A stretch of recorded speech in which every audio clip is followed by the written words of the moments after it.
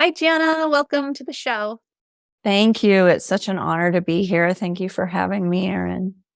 I'm so excited because I just read the book. I Woohoo! was telling you before we started recording that I had the blessing of getting a stomach flu over the weekend, which it was a journey, but it gave me time to just read your book cover to cover. And this is how I decide if I like a book or not. It has to grab me in the first couple of pages or I'm not reading it. Mm-hmm. In your book, it didn't just grab me, it haunted me. Uh-oh. Not in a bad way. No, Okay, good. it was like, I want to go be in her world. I just want to go be in Mm. her world and be there with you. And Oh, I did. I spent the weekend in your with story. little Jana. Ah. So I loved it.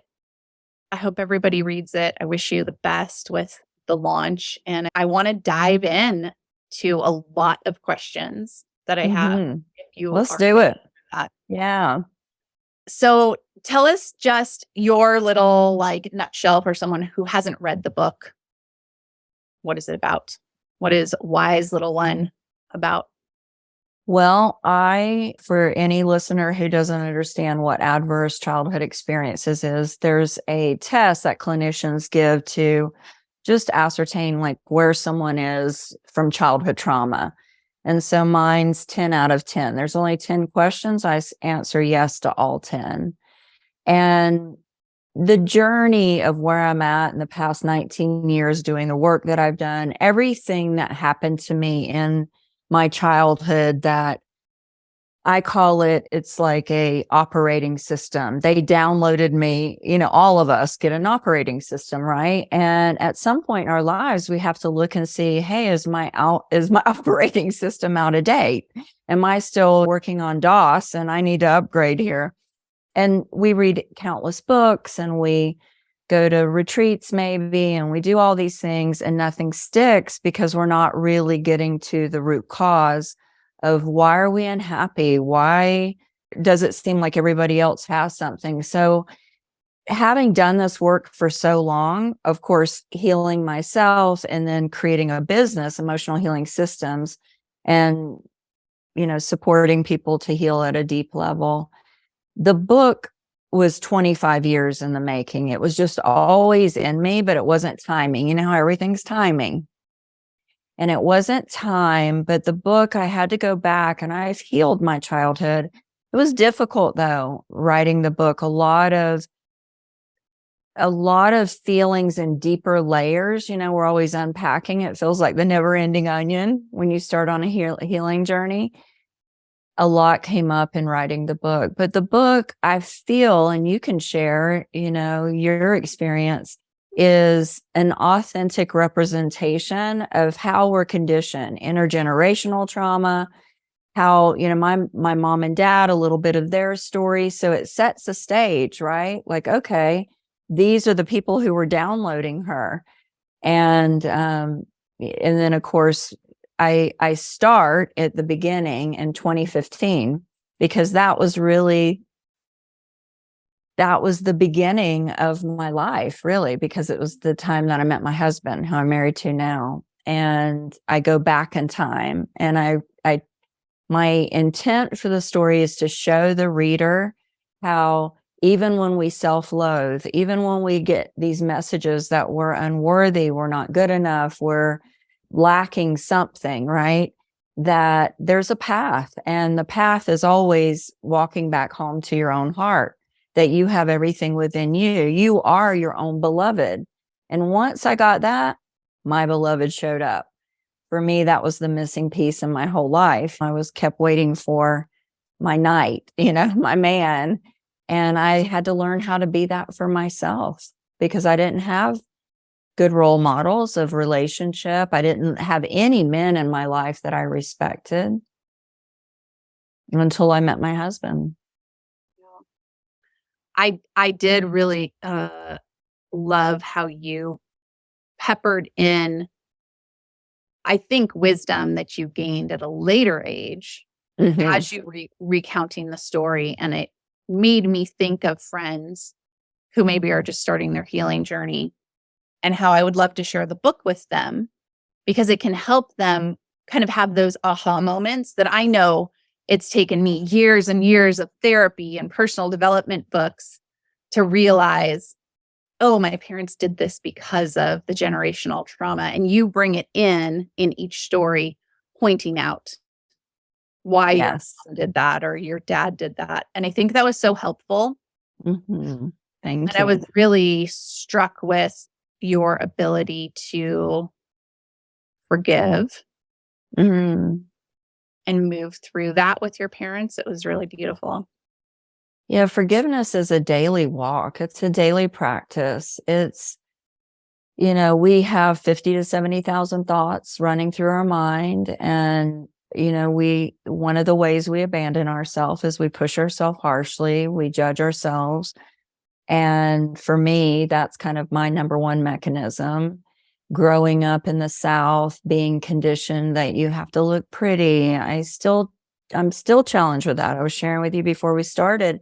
I just had a laser. My skin looks so weird. But it's this idea of my value came from looks. Mhm. And we get it one of two ways, our self-worth. It either comes from looks or it comes from performance or a combination of both.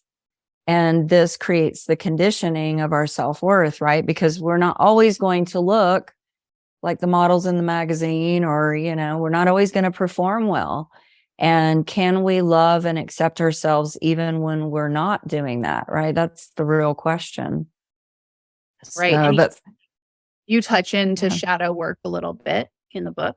That's my formal training is in shadow and, imagine when you wake up in the morning, usually the average person, their first thought is always something in the object world, right? It's outside of themselves.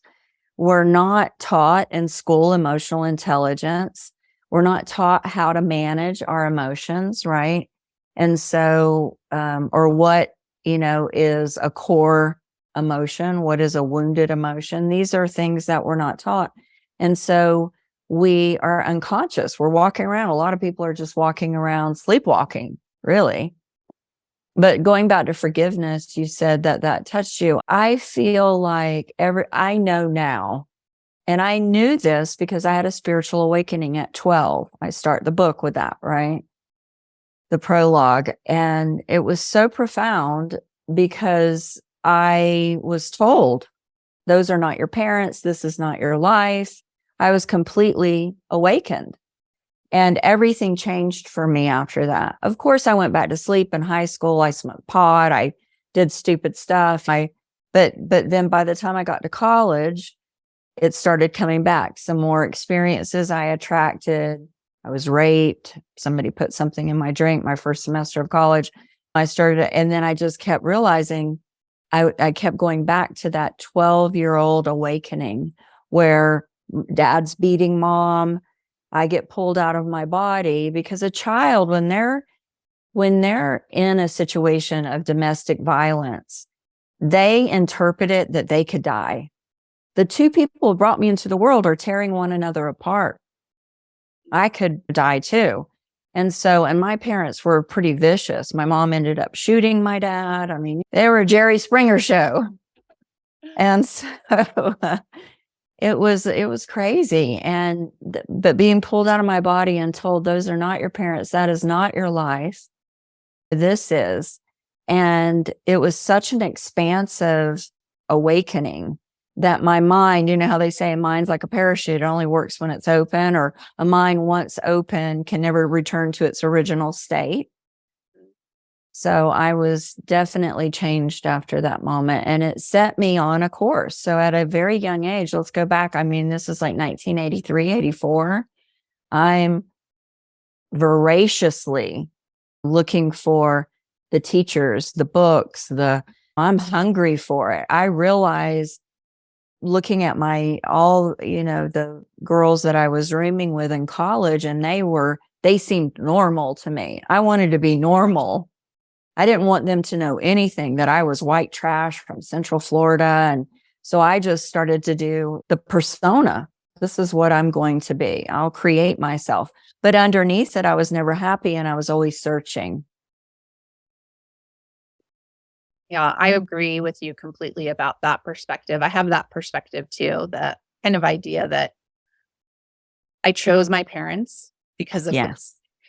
agreements and it's what I wanted to experience in this life. And I also Mhm. have that very strong, I think you talked about it in the book as well, the really strong understanding that I'm not my body. I'm not even this life. I'm just having an experience in this lifetime. And we're all really these universal celestial beings. And it helps me so much to not be in fear around some things that other people are in fear of. Exactly.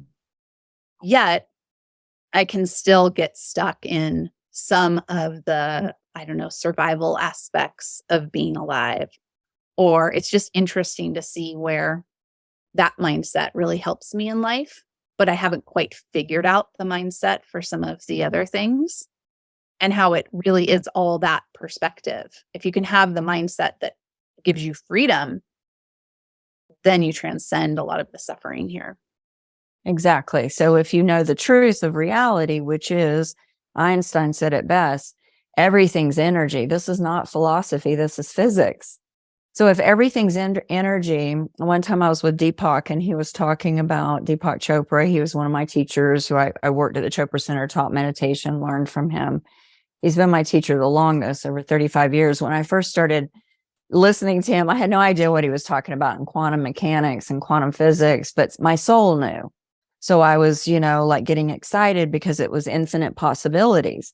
But he'll talk about like you take, they were in Chicago. This is, I think, around 2008. And he said all these scientists had convened and they were talking about where is memory held in the brain. So if we open up the brain and we're looking at it, we're not going to see what we had for breakfast. We're not going to see our childhood memory. So where is it? And of course, the answer, it's in consciousness. Mm. And so consciousness is all we are. And so that's really the leading of the 21st century. The biggest insight that we have is we can evolve our consciousness. Mm. And by doing that, it's like refining it. I always give an example to students. It would like if I took a glass and it had clear water, but it had sediment and stuff, and it was always shaking. There would be no clarity. There would be, you wouldn't be able to see clear, right? It's kind of like the brain fog a lot of people talk about. They're not able to have clarity. Well, because they haven't mastered their mind. So they're controlled. Most people think they have free will, but it takes settling. It takes getting still and silent and being with the mind. A lot of people think meditation is about quieting the mind. It's really not. It's about observing when the mind's lost and bringing it back to the only moment that exists, this present moment. And so, speaking about consciousness, it's like we're always, I was saying a moment ago, we wake up in the morning and we're always object referring. We're looking outside of ourselves. But once you start to create an inner resource, if you're sensitive, you've had trauma, this is so important because nothing is found out there for you, right? Everything is within you.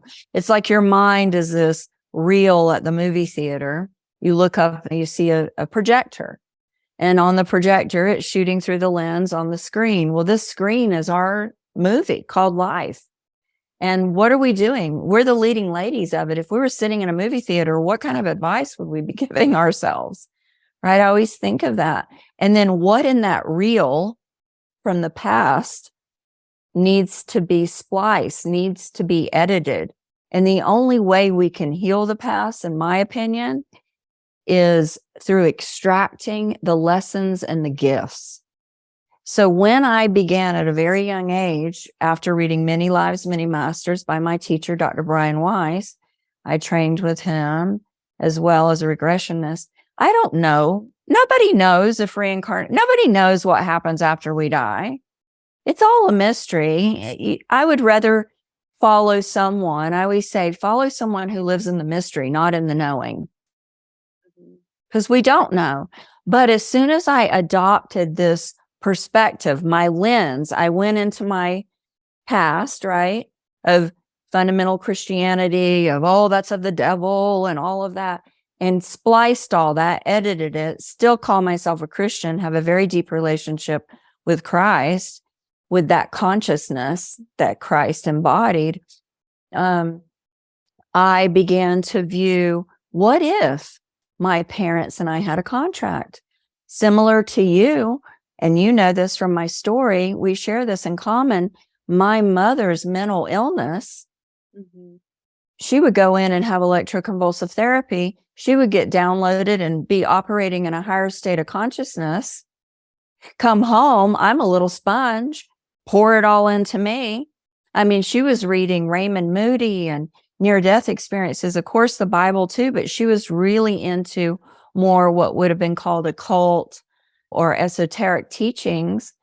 And it's what led me to this path. It's what my soul needed, that because I had a mission to be here and do this work. Exactly. I mean, I wouldn't change my childhood for the world. My childhood was abusive, and my mom was mentally ill, and my dad was a drug addict. And it's like, no, I wouldn't change it, because look who I've become and everything that I know. I completely hear what you're talking about. And I think it's so freeing when people can open up to that.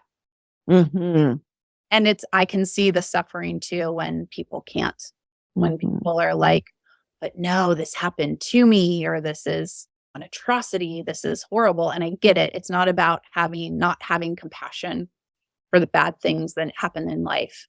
It's just that saying. Everybody quotes it differently. I think you quote, I don't know if it was in your book that you quoted it, Tony Robbins. And I'm not sure who said it. But Tony Robbins said it. Things happen for you, not to you. That saying leads my whole life. That is the one that will take me out of an anxiety attack. It will get me out of a depressive state. It will stop me from all kinds of railroading to destruction if I can just center and go, this is happening for me. And then the mystery of like, I don't know what's going to happen tomorrow, but it's happening for me. Then I can. And what is the lesson? Because remember, we're in Earth school. So as soon as something's happening in the outer world, and we're in resistance to it, we don't want to, it's hard for us to accept, right?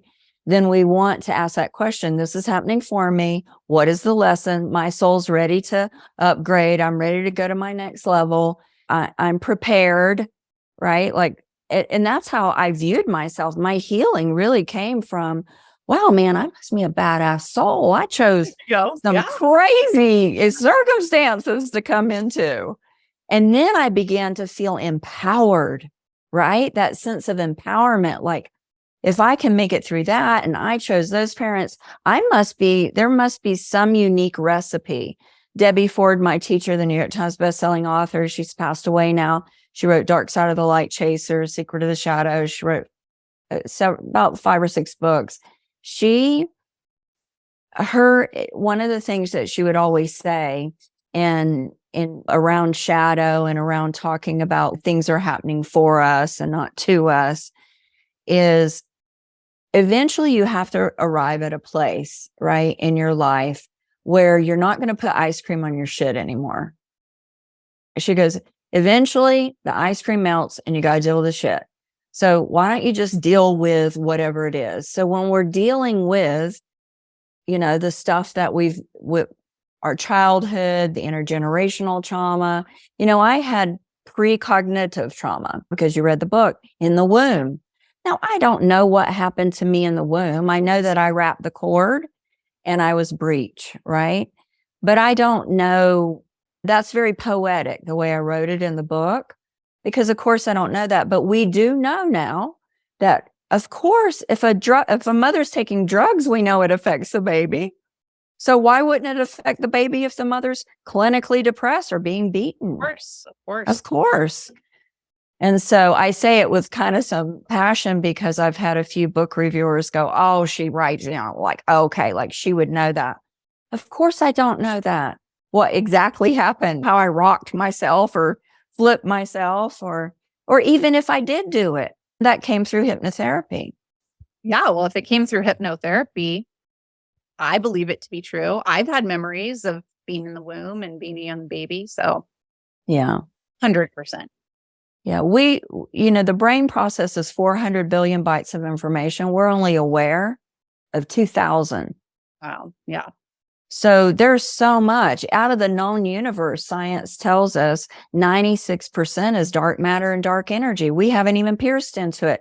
So you give me somebody standing on their soapbox and so certain about something. And I'm like, I go to those numbers and I'm thinking, I'd rather live in the mystery. I don't know what's happening. It's all a mystery. We're on a rock flying through space. It's miraculous. Yeah. Yeah. And we can either struggle trying to figure out why, or we can just be like, whoa. Enjoy the ride. Yeah. Oh, so cool. I love chatting with you about all of this. I feel like we could go on and on and on about it all. I'm curious about your healing practice. So you offer retreats. Mhm. And what is the name of your company again? Yeah, Emotional Healing Systems, but we do business as Emotional Healing Retreats. Okay.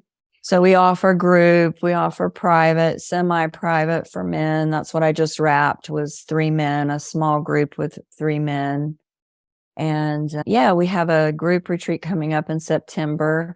So the system, can I share with you kind of like so as I'm in my 20s, I get pregnant at 22. I become a young mother, 7 years single mom by myself. I end up back with my mother, having to face all those demons and, do that deeper work. But I was very on point. I was very clear. I did not want to repeat the patterns my parents had, right? So all during that time, I found Unity, which is a non-denominational, very spiritual, practical Christianity, similar to like Center for Spiritual Living. And I just began, studying metaphysics and doing all this healing work. And one of my first teachers I told you was Deepak Chopra. Found yoga at a very young age. I've been a practitioner, a yogi, and a trained teacher as well for 36 years or so. Yoga and the philosophy of the East really resonated for me. It's what spoke to my soul at such a deep level. And then, of course, Deepak being my teacher and teaching all these ancient teachings, all coming from India, even Debbie Ford and, learning shadow work, all of that. Carl Jung, the Swiss psychologist who coined shadow, he was being influenced by the Bhagavad Gita, the Upanishads, a lot of these mystical teachings and from India and shadow work, because they were talking about it. It was already aware. The awareness was already there. So all of these teachings, I started to see there's a pattern of, and if you took someone who's functioning, they don't have any personality disorders, there's no, real issues, and you taught them this system and you showed them how practical it is and how to do it every day. First, there has to be education. They have to first understand and learn it, but then education without experience is ignorance. We need the experience to create the wisdom, right? The knowledge without the application, the experience. So the retreats that I lead are both. Think of it as you're coming to learn. You're going to get downloaded, in my case, 35 years of all these teachings, probably many lifetimes of being a teacher. And then how am I going to put them in my life? And so emotional intelligence, there's 4 skills: self-awareness, self-management, social awareness, and relationship management. So the emotional healing system, I began to see that, okay, foundation is consciousness, meditation. If someone has to have a connection to spirit, so it's psycho-spirituality, it's combining psychology with spirituality and meeting somebody where they're at. The work requires a lot of openness. So somebody who's really entrenched in dogma or doctrine, it would challenge. And it has. I've worked with those people and Now I'm obviously more selective. My privates are booked into next year. So, the work is really intense on me and my husband. He co-leads with me. He's a physician, but it's so gratifying and so rewarding. So the book too was to build the group retreats bigger. So this emotional healing experience, we teach this system. So meditations, foundation, connecting to spirit. How does that look for you? What does it mean to connect to spirit? Spirit just means I can't see it, taste it, touch it, smell it, hear it, right? It's outside of my senses. And people need support in that outside of religion, right? A different way to woo the divine within yourself and all around you. So that's a big piece of it. Then we move on from that and we start adding, let's teach you how to understand your psyche. How is your personality formed? Conditioning. What happened to you as a child? We take them through hypnotherapy. And so by getting them out of their logical thinking mind, we can access more subconscious memory, right? It's the brain's processing, as I said. So if you can just hear what you have to say right away, that's usually the correct answer. And so we get people in a really deep, relaxed state. Of course, we're doing yoga every day and all of those things are included. And then we move them in the system from understanding, it's called psychosynthesis, parts. It's called parts therapy now. A lot of people understand it as that. Understanding, oh, if I'm kind, I also have an unkind self, right? That's the shadow. But I show up in different situations with different parts of my psyche, my personality, right? And that I'm one person, but I have a 360-degree personality. I have all these different parts, and some are light and some are dark.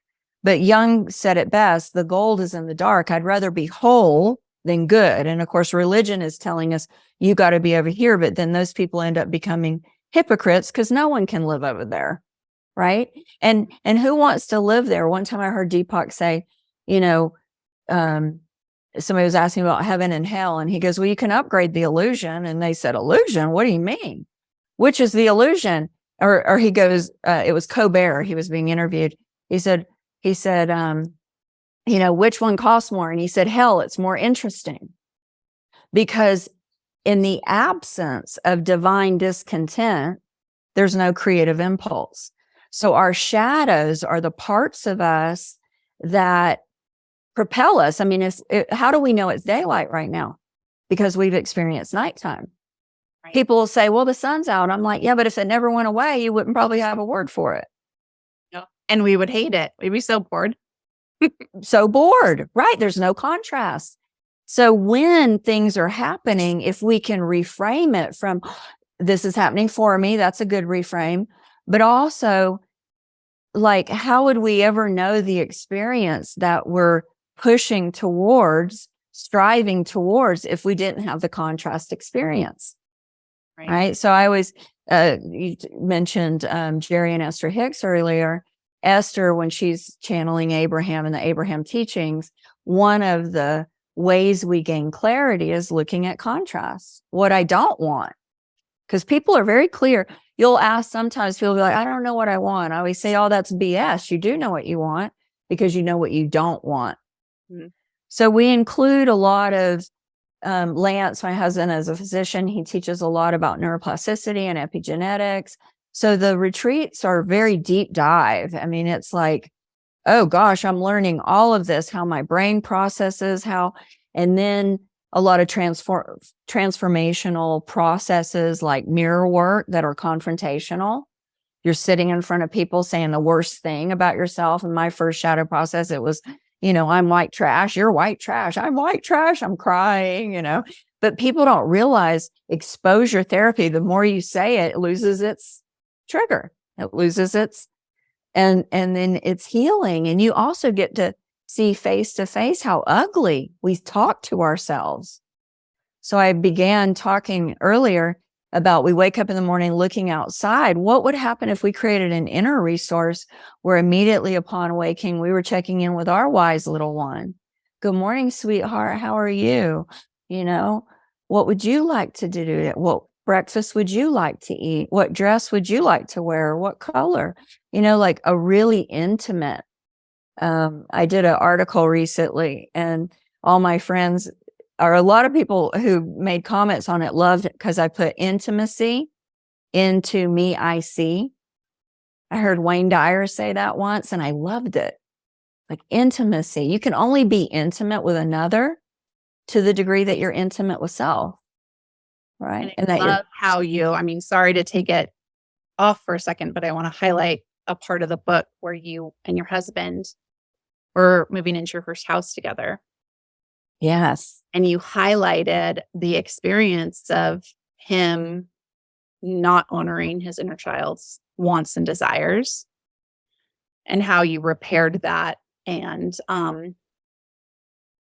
moved through that together. And I thought it was so beautiful. I also felt uncomfortable, and I noticed my own conditioning that a man isn't supposed to be in tune with his inner child. And I remembered this thing that happened when I first started dating my husband, because my husband is very in tune with his inner child.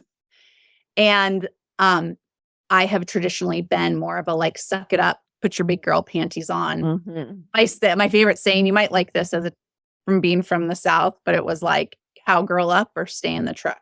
That's the kind of woman I was, right? I still am that. I love that part of my personality. Yes. But my husband is like fully embraced with his inner child. And it was so hard for me at first. So I was like, what? This isn't a man. A man's supposed to suck it up. A man's supposed to do what's got to be done. And I was reminded of that in that part of the book, which I loved what you all modeled for us in conscious coupling. And I also loved the opportunity to go, oh, there's still a part of me that isn't allowing my man to be a child as well, which means there's still a part of me that I'm not allowing to be the child. And it was so good. And I've been connecting with my little girl a lot more since I read your book. Oh, good. Just wanted you to know that. That's really warms my heart. And that's the whole intent, right? And that story that you're sharing, Lance had a pattern, and his pattern was to please others, people pleaser, caretaker. And the inner child, just for a listener who might not know, that all we're talking about is our emotions. Because when we were under the age of 7, we were 100% emotion. That's our conditioning years. We filter everything through emotion. The brain's not fully developed till we're in our mid-20s. At that age, we don't even have rational structures or, of intellect and trying to figure things out. So we're just all emotion. So if we can say, today, say someone listening is, I suffer from a lot of anxiety. Okay, well, anxiety is a wounded feeling. It means you're creating a story that's making your inner child anxious. And so they're trying to communicate with you. Would you stop telling and thinking of these things that's making me anxious? But you become the feeling, because most people don't have emotional intelligence. They don't know what they don't know. They're ignorant. They can't help it. They haven't been taught. Right. And that's why I'm so passionate about teaching the emotional healing system. Actually, my husband and I are co-authoring the emotional healing system. It'll be finished by the end of the year. Oh, congratulations. Yeah. So that's the second book, but we're co-authoring it together because he's bringing a lot of the science and, really backing up a lot of what I'm sharing. But yeah, I had said to him, he was giving up himself, thinking I wanted something. He was acting passive aggressive, of course. That was my indicator something was off. So when we talked, and he didn't want to move into this house that I had chose, and I didn't, know the area. I didn't know why. And when he told me, I said, listen, if you're going to be in a relationship with me, you must always put yourself first. Your feelings matter, and you must listen to them and advocate for them, because I don't read minds, and I'm not going to take responsibility for you. And I certainly don't need you to do it for me. I will tell you my likes, my dislikes. I honor my feelings. I call her little Jana. And so he shows me a picture, and it was the cutest picture. And he had glasses, really thick glasses. He was very nerdy, and they called him the little professor. So the little professor and little Jana made amends and made a pact. I'll take care of me and you take care of you, and we'll just journey happily down the road together. It's a good way to move through life, and hard to change that conditioning sometimes. It Absolutely. can be. I always say, be careful don't argue for your limitations. If you say it's hard, it'll be hard. Mhm. So, it's awareness and choice. That's why meditation is so important, so that I can be the witness to that busy mind with 50 to 70,000 thoughts. So that if I'm driving my car and I'm going about my day and I'm lost in thought because I meditated that morning and all I'm doing is catching the mind and bringing it back, that's meditation. And then eventually time goes by fast and you weren't thinking, but you weren't aware of it, of course, because you weren't thinking. So you end up, yes, meditation in the end will give you more spaciousness, right? So that you have free will. Most people don't have free will. I know I said that earlier, but it bears repeating. It's if you're conditioned from your past and someone can come push your button, then there's no free will in that. You're set off and now you're angry and upset. And it could be some stranger in another car, right? Cutting you off in traffic. And now you've given your power away to them. Yeah, it's good reminders. I think I say that it's hard because on my personal journey, there's something that I've related to love. Like if someone knows what I need, and I think probably because my needs weren't taken care of as a child, I equate Yeah. that to love. So for me to let go of that desire, there's a grieving process. For me to actually go, you know what?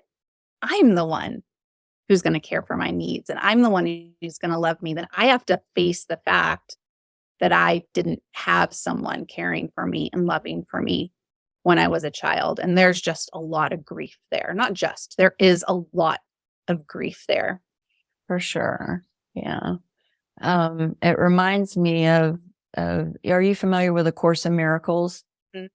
So, one of the biggest teachers in the Course in Miracles was a guy by the name of Gerald Jampowski. He was really good friends. He lived in Tiburon. He was good friends with the couple who brought that work through, channeled it, right? They were atheists, and here's Jesus talking through them.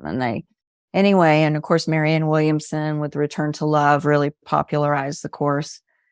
But he says, on forgiveness, he has a book, a beautiful book on forgiveness. And he talks about, family of origin and all that, and how can you forgive the past and things that have happened to you.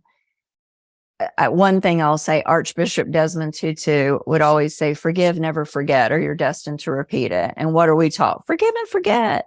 No, I'm not going to forget, right? Because I don't want to repeat whatever it is. Yes. But the grieving, of the past and what's happened, it has happened. Hope is a beggar.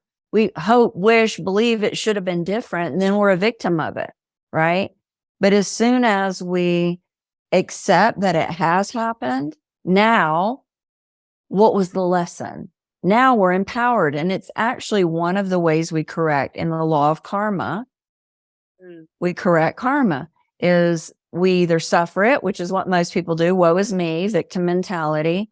2, what's the lesson? It happened for me. Let me get to work. And 3, we get to a place finally where, we're always being tested. We transcend the lesson because we got it. It's no longer even an issue anymore.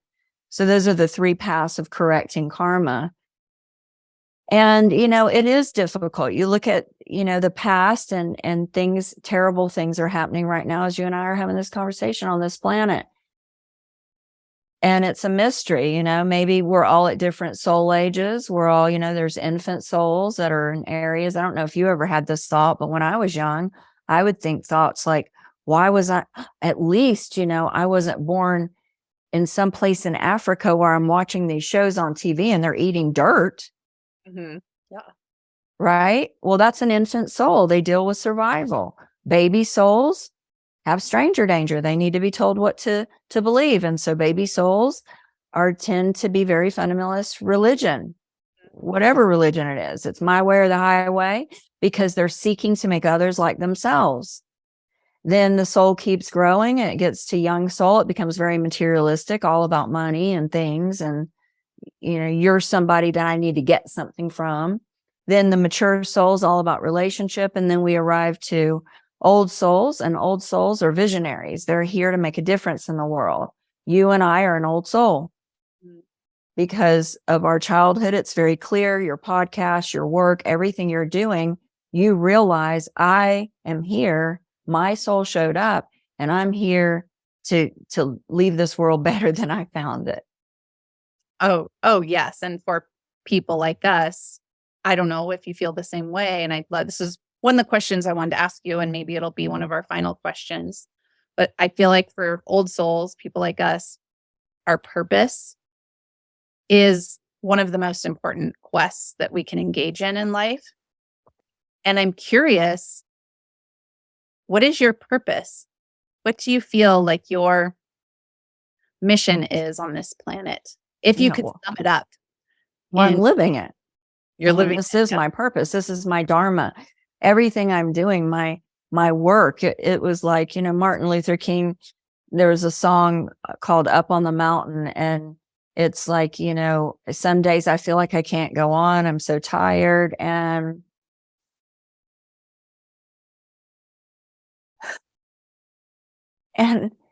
it's just a drive. There's something deep that says, I know that my soul's here to hold space, to hold container for people who have had deep suffering. And, most of my clients don't even have stories as bad as mine, but some do. Some have worse.